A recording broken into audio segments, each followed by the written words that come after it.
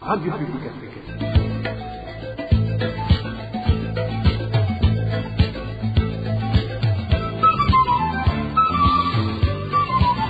Radio Publique Africaine.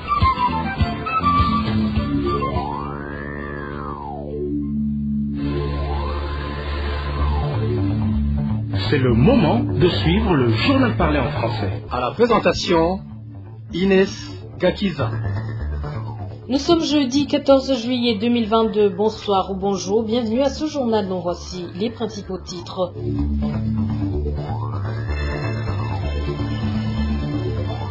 Abus du pouvoir du Premier ministre Bunyoni, personne n'est autorisée de construire à côté de sa parcelle de Ngengabusoro où il construit actuellement un immeuble.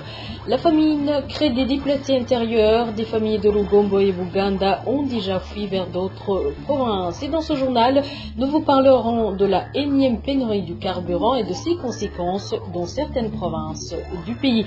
Voilà pour le sommaire. Tout de suite, le développement. Encore une fois, bienvenue à ce journal. Commençons par la sécurité routière. 2 policiers de roulage sont morts et 35 autres blessés suite aux accidents de roulage depuis le début de cette année 2022. Dans un communiqué de presse sorti ce jeudi, le ministère de l'Intérieur accuse les chauffeurs de faire ces accidents intentionnellement dans le but d'intimider les policiers. Ce ministère promet de sévères sanctions contre les chauffeurs pour décourager cette pratique. Pierre Moulikié est le porte-parole du ministère de l'Intérieur. Communiqué de presse sur les accidents de la route contre les policiers. Le ministère de l'Intérieur, du Développement communautaire et de la Sécurité publique regrette amèrement que des accidents de la route suspects visent des policiers en plein exercice de leur mission légale partout dans le pays, occasionnant des morts et des blessés, dont des cas graves de ces agents chargés de l'application de la loi. À titre d'illustration, depuis le début de cette année 2022, 37 policiers ont été victimes de tels accidents qui ont causé la mort de 2 policiers, tandis que 35 autres ont été blessés et avec des cas graves. Le dernier accident ayant emporté la vie d'un policier ayant eu lieu ce 12 juillet 2022 à mairie de Bujumbura. Le constat est que pour la plupart de ces accidents, les véhicules impliqués viennent cogner volontairement ces policiers et les chauffeurs s'enfuient après l'accident, laissant sur place leur véhicule. Ceci renforce la suspicion du ministère qui se demande s'il ne s'agit pas d'une nouvelle forme de criminalité et d'agression déguisée contre les policiers. Le ministère rappelle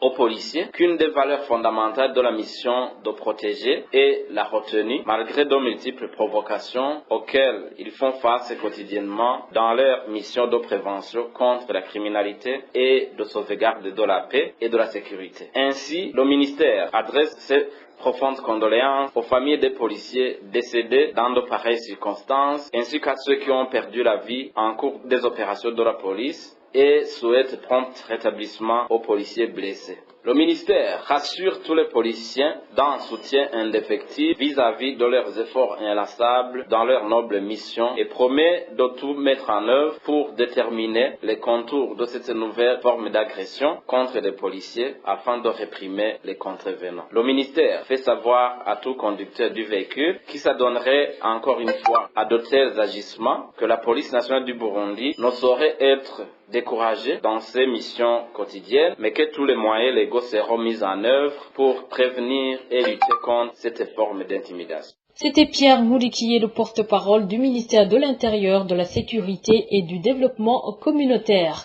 Chagrin et grogne sein des habitants du quartier Ngengabusoro de la zone Kanyosha en commune Muha ayant des parcelles aux alentours de l'immeuble en cours de construction appartenant au Premier ministre Alain-Guillaume Bunyoni. Selon ses habitants, depuis le début de la construction, certaines maisons ont été démolies et personne n'est plus autorisé à construire une maison tout près de l'immeuble. Le procès avec Denis Claire, il la trouve.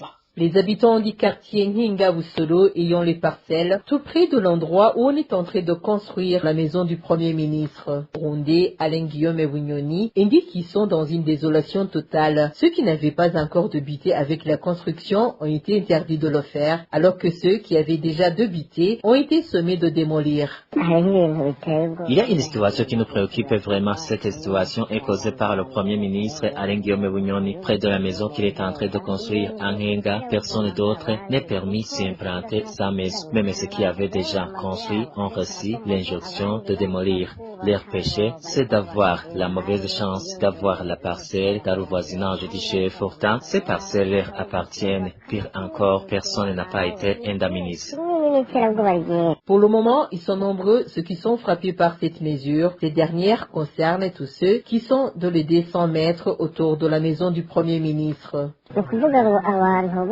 C'est-à-dire qu'actuellement, tous qui ont déjà des habitations dans cet périmètre sont dans la désolation et qui croyaient qu'avec leurs parcelles, ils allaient en finir avec leurs problèmes de longtemps, mais les rêves se dissipent peu à peu. Ils sont en train d'être chassés et refuser le droit de construire. Ils les ont dit qu'ils n'ont qu'à construire à 200 mètres. Nous ne comprenons pas pourquoi cette autorité ne veut pas cohabiter avec les autres. Ça nous échappe vraiment.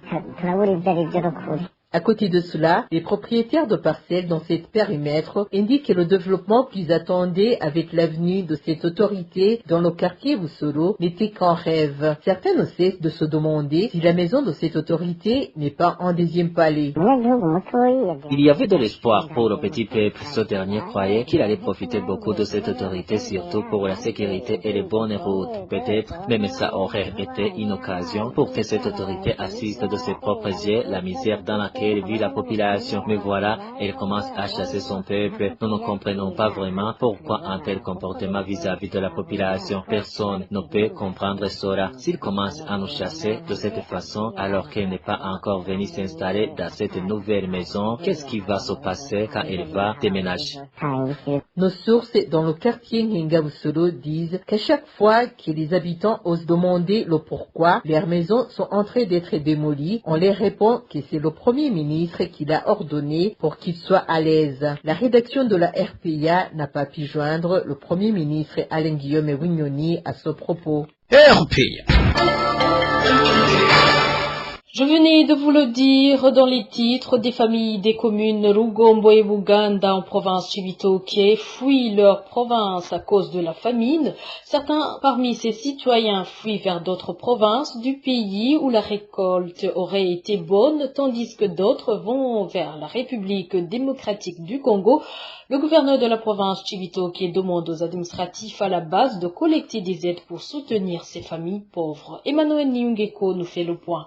Certains responsables administratifs sur la colline de Rusiga, en commune de Rugombo, indiquent que la récolte n'a pas été bonne suite au soleil accablant observé au cours de la dernière saison culturelle. Cela a été annoncé lundi de cette semaine lors d'une réunion de sécurité. Au cours de cette réunion, tenue tous les 3 mois par le gouverneur à l'endroit des autorités administratives, Firmin Habumuremyi, secrétaire permanent de l'administrateur de la commune de Rugombo, a signifié que 210 familles de la colline de Rusiga ont déjà fui à cause de la famine. Nos sources parmi les responsables administratifs en commune de Cibitoke révèlent que certains parmi ces citoyens fuient vers l'intérieur du pays, tandis que d'autres vont en République démocratique du Congo à la recherche de l'emploi. Certains habitants de la colline de Rusiga qui se sont entretenus avec la RPA sous anonymat font savoir que parmi ceux qui fuient figurent les rapatriés et sinistrés de différents sites pour lesquels la récolte n'a pas été bonne pour la dernière saison culturelle. Même son de cloche en commune de Buganda, où certaines familles ont déjà quitté cette commune vers d'autres milieux. Toutefois, le secrétaire permanent de la dite commune n'a pas donné les effectifs de ceux qui ont fui à cause de la famine. Les habitants de ces deux communes demandent aux bienfaiteurs de leur venir en aide, surtout en leur fournissant des vivres. Quant à Karim Bizoza, gouverneur de la province de Cibitoke, il a invité les administratifs à la base, en collaboration avec les natifs de cette province, en vue d'identifier les familles pauvres et de collecter des vivres destinés à leur venir en aide. Merci à toi Emmanuel Niyongeko. Et les rapatriés burundais ont des niveaux de confiance envers les autres, de réconciliation et d'engagement communautaire très inférieurs à ceux qui sont restés au pays pendant les périodes de conflit. Cela transparaît dans le rapport d'analyse des données recueillies au Burundi par l'Université des Nations Unies sur l'impact des conflits armés et des déplacements de la population, un rapport mis en exergue ce jeudi par le portail d'information humanitaire Relief Web. Le contenu du rapport, c'est avec Émile Nibasumba.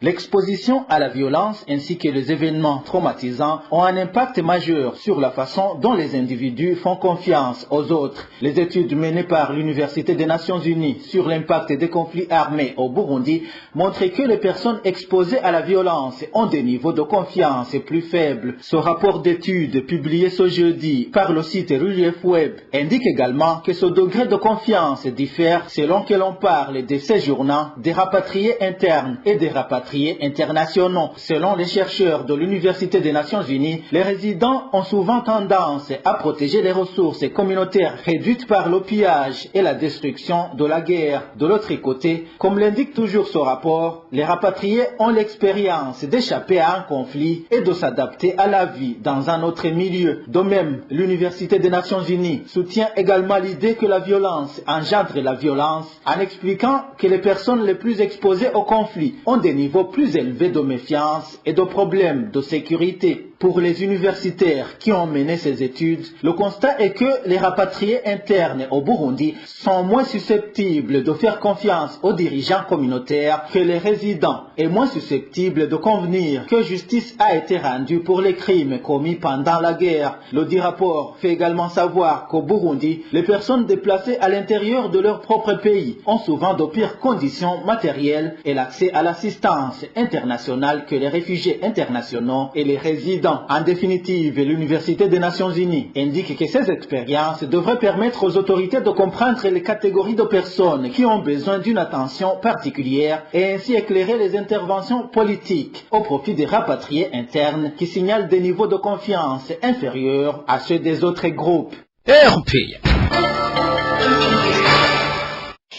C'est toujours le journal parlant commerce à présent. La province Ngozi fait face à une pénurie du carburant de type essence. Depuis maintenant plus d'une semaine, ce produit est introuvable dans cette province.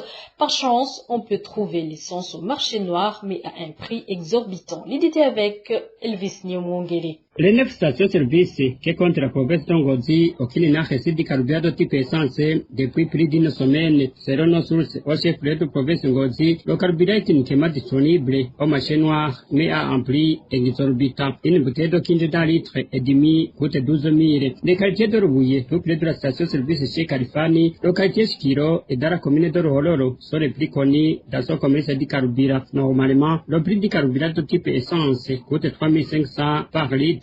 Le prix du gouvernement. Comme conséquence de cette pénurie, sera toujours les habitants de la province Ngozi. C'est principalement la hausse du prix du ticket de transport pour les passagers. À titre illustratif, de Ngozi vers Kayanza, le ticket est passé de 3 000 à 5 000 francs. Ngozi vers Gitega, le ticket est passé de 6 000 à 10 000 francs. Dans le véhicule appelé Kagongo, Ngozi vers Bujumbura, le ticket est aujourd'hui à 20 000 francs actuellement. Cette pénurie a également perturbé le fonctionnement des agence de voyage. Memento a suspendu alors que l'agence Volcano fonctionne au ralenti. Les habitants de la province Ngozi demandent aux autorités habilitées de régler ces problèmes dans les meilleurs délais, sinon craignent-ils même les prix des denrées alimentaires pour suivre le mouvement.